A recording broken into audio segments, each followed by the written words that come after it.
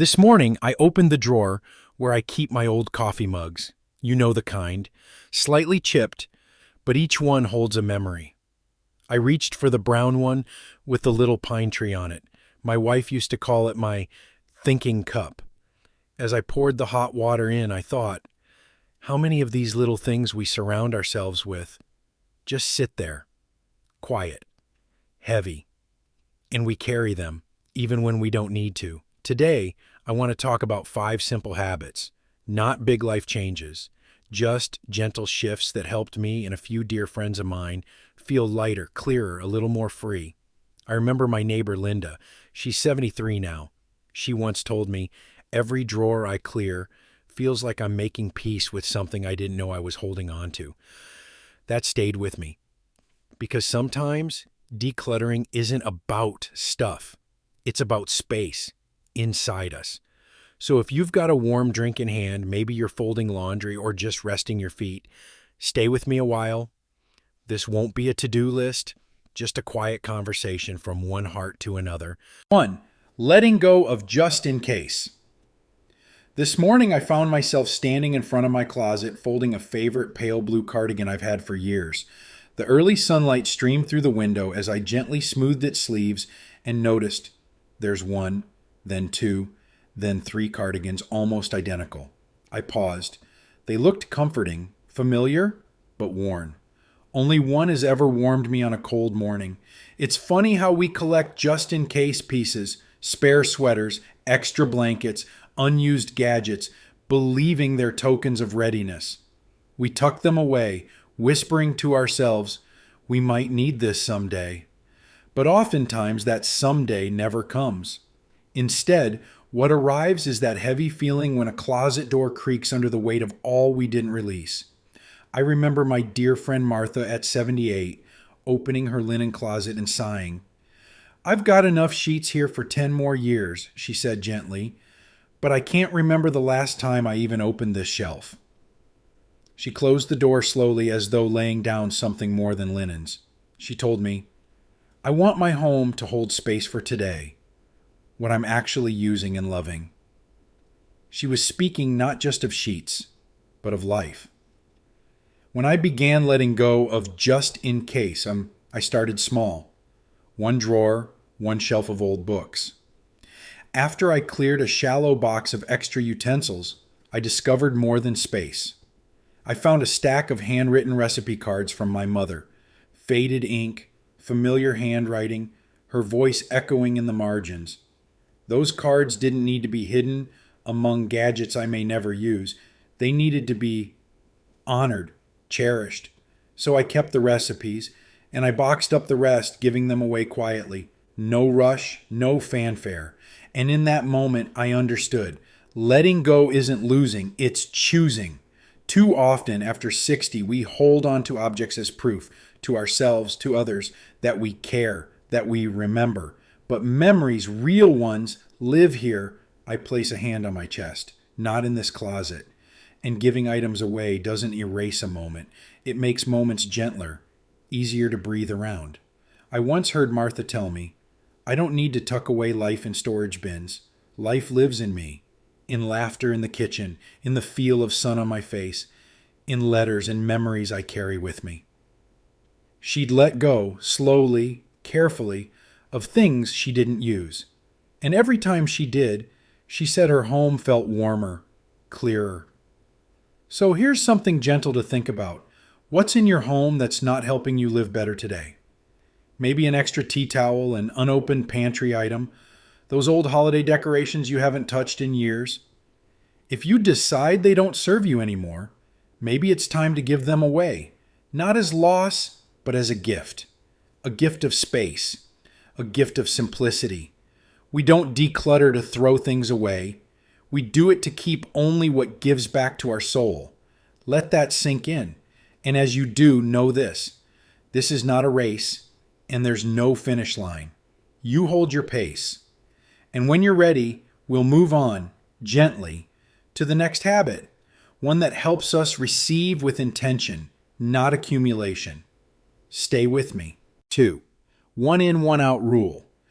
This morning, while putting away the dishes, I opened that one drawer, you know the one, the catch-all, the drawer where ladles rest beside tape measures and old batteries live next to birthday candles. I spotted two can openers sitting there, one slightly rusted, the other still stiff from barely being used. And I chuckled because I remember the moment I bought the second one.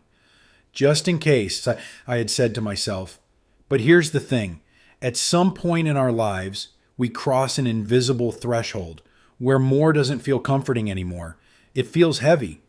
That's when I quietly started living by a small, soft rule. One in, one out. It's not a strict commandment, more like a gentle whisper I try to follow. If something new finds a place in my home, something else steps out. Not because it's broken, not even because it's worn out, but because life feels kinder with just enough. I remember a conversation with my friend Carol, who's in her early 70s. She told me she used to bring home bags of clothes, shoes, and kitchen tools, some on sale, some just because she could. But she always felt unsettled afterward. It's like the more I brought in, the less I saw myself, she said. So she tried the one in, one out habit. Slowly, carefully. And she told me that her closet, for the first time in decades, felt like a friend, not a mirror she avoided. And it's not just about space. It's about peace. After 60, we start longing for ease, not just in our bodies, but in the spaces we live in. We've collected enough things. What we crave now is clarity. But I know it's not easy. Sometimes we keep things out of guilt or fear or habit.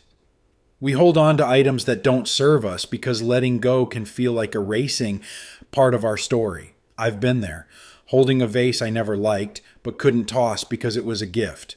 Or keeping an old coat, just in case, though I haven't worn it in a decade. But what I've learned is this. When we gently let go, we don't lose our memories. We just make room for new ones. One of the first times I tried this rule, I was holding a new scarf, soft gray wool with little specks of blue. I loved it. But I also had another scarf, a red one from my younger days. Beautiful, but I hadn't worn it in years. That day, I folded the red scarf, thanked it quietly, yes, really, and gave it to my neighbor's daughter. And you know what? That scarf looked alive on her, like it had found its next season. That's the gift of this practice. It's not about tossing things away. It's about letting them continue their story, sometimes in someone else's life. And over time, it becomes more than a habit. It becomes a way of thinking, a way of asking ourselves gently with each decision. Does this add light to my life, or is it just taking up space? So maybe today you'll look around your home at a shelf, a drawer, a basket, and choose one thing to let go of.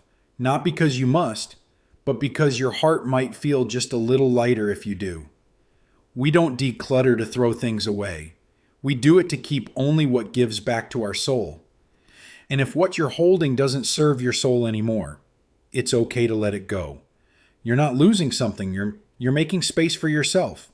Now then, would you like to keep going with me?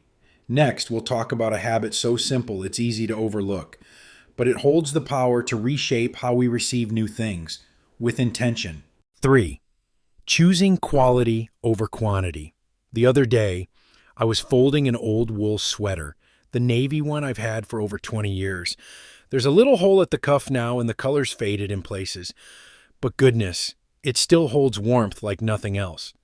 It was expensive when I bought it, back when I still taught design at the college. I remember hesitating at the price, but I also remember how it made me feel, held somehow, seen. And even now, it's the sweater I reach for when the evenings get chilly.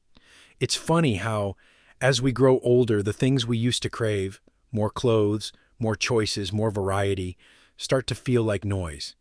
And in that quiet, something simpler speaks to us: quality. I've noticed this shift in many of my clients over the years. Women in their 60s, 70s, sometimes even 80s, They'd come in asking for outfits for a wedding or just something that made them feel like themselves again. And so often they'd pick up a silk blouse or a well cut pair of trousers, run their hands down the fabric, and whisper, "I'd rather have just two good ones than 10 that don't last." It's not about designer labels or price tags. It's about choosing what lasts, not just in wear, but in meaning. My friend Elaine once showed me her kitchen drawer filled with cheap plastic utensils. "I keep buying these packs because they're on sale," she said, half laughing, "but I only ever use the old wooden spoon from my mother." That spoon, worn smooth by years of Sunday soups, had more worth than all the others combined. There's a kind of emotional fatigue that comes with clutter. Every item demands attention, takes up mental space. But when we choose fewer better things, we give ourselves the gift of peace, of space to breathe, and we remind ourselves we are worth the best of what we allow into our lives. I think sometimes we buy many things because we don't fully believe we deserve something good. Maybe it's years of putting others first, or guilt about spending money on ourselves. But after 60, we've earned the right to choose with intention, not out of scarcity or fear, but out of love for ourselves. So the next time you hold something in your hand, a new mug, a pair of shoes, a cardigan, ask gently, will this bring comfort and joy for years, or will it be forgotten in a week? Minimalism at this stage of life isn't about bare shelves. It's about surrounding ourselves only with things that whisper, "You are enough, and you deserve beauty that lasts." As I often say, we don't declutter to throw things away. We do it to keep only what gives back to our soul. So maybe today, choose one thing of real quality and let go of five that never truly gave you anything at all. Now, let's keep going. There's a little habit coming next that may surprise you with how much peace it can bring. 4. Creating empty spaces. This morning, I opened the hallway closet to grab a scarf, and my hand brushed against the edge of a shelf. Empty. Just bare wood, no boxes stacked on top, no old board games, no extra bedding I haven't used in years. Just space. And, I stood there for a while, just looking. When we're younger, we're taught to fill rooms, fill calendars, fill silence with noise, fill closets with just in case. I remember thinking that a full shelf was a sign of a life well lived, and an empty one meant something was missing. But now at this age, I'm starting to believe the opposite. There's a kind of peace in space, a quiet hum that says, you don't need more. You just need room to feel what's already here. A few months ago, my friend Margaret, she's 71, invited me over for tea. We've known each other since our kids were toddlers. She's always had a house full of memories, walls lined with books, knickknacks from every cruise she ever went on, even napkins embroidered by her aunt in the 60s. But this time, her living room felt different, calmer, spacious. There was still warmth, still her favorite lamp, but something had changed. "I started clearing things," she said, handing me a cup of chamomile. "Not because I stopped loving them, but because I needed room to love myself again." That sentence landed in me like a quiet bell. We don't talk enough about that, do we? That sometimes things crowd us, not just our homes, but our minds. When every shelf is full, every drawer packed, every wall covered, there's no space to hear your own thoughts. And at this stage of life, that silence, that soft, gentle hush, is more precious than ever. I know it's not easy. Letting go feels like betrayal. That handmade bowl from your grandson, the candles you bought for the dinner that never happened, the cushion that doesn't match anything but reminds you of your sister. But space doesn't erase memory, it lets memory breathe. There was a drawer in my bedroom filled with scarves. I didn't wear most of them, but they were gifts or tied to a moment, a person. One night, I took each one out, held it, and asked it, do I want to keep this or just the feeling it once gave me? In the end, I kept 3. The rest, I blessed them with thanks and let them go. And now, every morning when I open that drawer, it's like opening a breath of fresh air. I see space. I see only what I truly love. And perhaps more importantly, I see myself. We often say we want to simplify, but the truth is, simplicity isn't about having less. It's about feeling more present, more clear, more free. If you're looking around your home and feel overwhelmed, don't rush.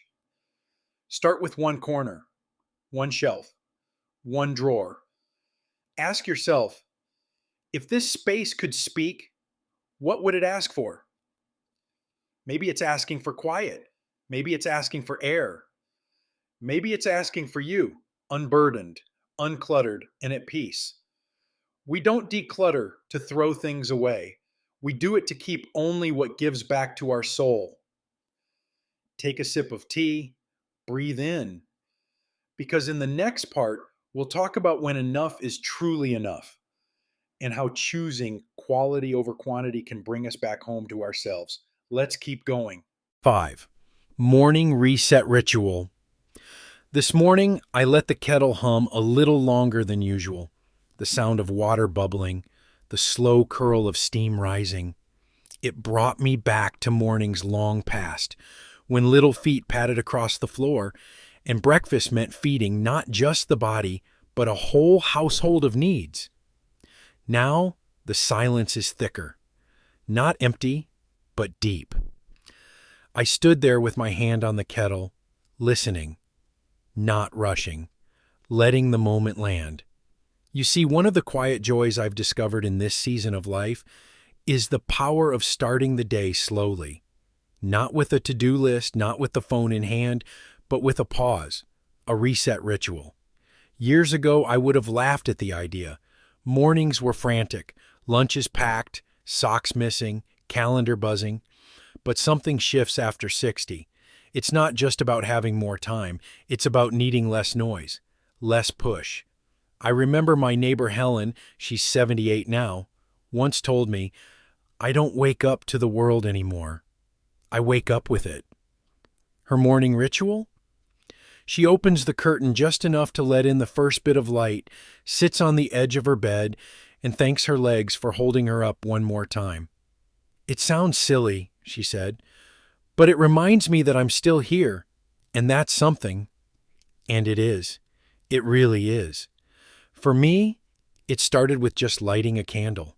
Not for anything spiritual, though I suppose in a way it is. That tiny flicker is like a whisper. You're alive. Begin gently. I keep an old mug, chipped at the rim, but it's mine, and I make tea in it every morning. That one act tells my body, you are safe, you are allowed to be slow. A friend of mine, Marie, lost her partner a few years back. I remember her telling me, the hardest thing was not knowing how to begin the day without him. So she started folding napkins. Carefully. Slowly. One by one. It gave her hands something to do, gave her heart a rhythm to follow. It helped me feel like the day belonged to me again, she said. That's what these small rituals do. They don't erase the pain, or the emptiness, or the noise of the world, but they give us a shape, a simple, sacred shape, to hold our mornings in. And the truth is, for many of us after 60, the day can begin with too much space. It can feel too quiet, but that quiet is not the enemy. That quiet can be a cradle, if we let it. I know a woman named Jean. She's 72. She sets one place at her kitchen table each morning, cloth napkin, ceramic bowl, a single flower in a glass jar. She told me, it's not for guests, it's for me. So I remember I'm worth a nice beginning.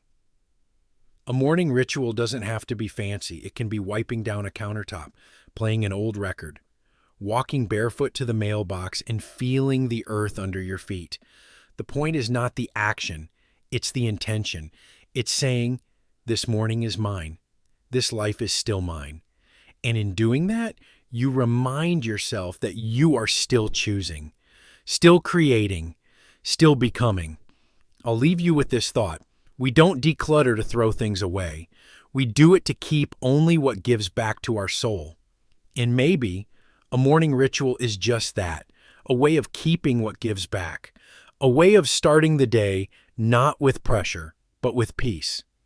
So take a breath, wrap your hands around your tea, and if you're still with me, we've got one last habit to explore together, one that might surprise you in how quietly powerful it can be. This afternoon, while folding an old dish towel, the kind that's been washed so many times the print is barely visible, I paused for a moment. My hands moved slower and my thoughts wandered, as they often do on quiet days. I remembered that towel from decades ago, probably from the first home I had on my own. There's no real value in it now, not in the threads, not in the faded pattern, but somehow it still sits in the drawer. And today, as I held it, I realized something I've been learning over and over again in this season of life. We don't always keep things because we need them. We keep them because they carry a version of us we haven't spoken to in a long time. Throughout this video, we've been talking about 5 small habits that seem, on the surface, to be about organizing or simplifying. But as you've probably felt by now, they're about something deeper. Letting go of just-in-case items isn't really about clearing space. It's about releasing the quiet fear that we might not be prepared enough. The one-in, one-out rule isn't about managing stuff. It's about being honest with ourselves about what truly serves us. Choosing quality over quantity teaches us to slow down, to value presence over pressure. Creating empty space is not about minimalism in the aesthetic sense. It's about room to breathe, to think, to be. And that morning reset ritual, that's less about routine and more about reconnecting with our own inner rhythm before the world starts talking again. I once had a friend, Evelyn, who was in her late 70s when she told me this. I started letting go of things when I realized I was holding on to old versions of myself. Some I loved, some I had already outgrown, but I kept them all, tucked away in drawers, closets, old photo boxes, just in case. She smiled when she said it. Now, she continued, I'm learning to say thank you and goodbye. That simple sentence, thank you and goodbye, has guided me in more ways than I can count. You see, the point of this video wasn't to teach or persuade. It was just to sit here with you, like 2 old friends on a front porch, sharing what's been working lately. And if any part of this felt like truth, if it reminded you of your own drawer full of just-in-case things, or of a morning where you chose peace over urgency, then I hope you'll carry that feeling gently into your day. Because we're not decluttering to throw things away. We're doing it to make space for breathing, for meaning, for what still gives back to the soul. And if you're walking this path too, quietly simplifying, quietly asking, what do I want to carry forward? Then please know you're not walking alone. This little corner of the internet, this porch of mine, it's always here with space for one more chair, one more story, one more quiet moment to exhale. If something I said today resonated with you, I'd love to know. What's one small thing you've let go of or chosen to keep with intention lately? Leave it in the comments below. You never know. Your story might be exactly what another woman needs to read tonight. And if you'd like more videos like this, filled with warm light and lived-in wisdom, I hope you'll subscribe and come back again. We're not rushing here. We're just learning to live with a little more grace, a little more truth, and a little less weight. I'll put the kettle on.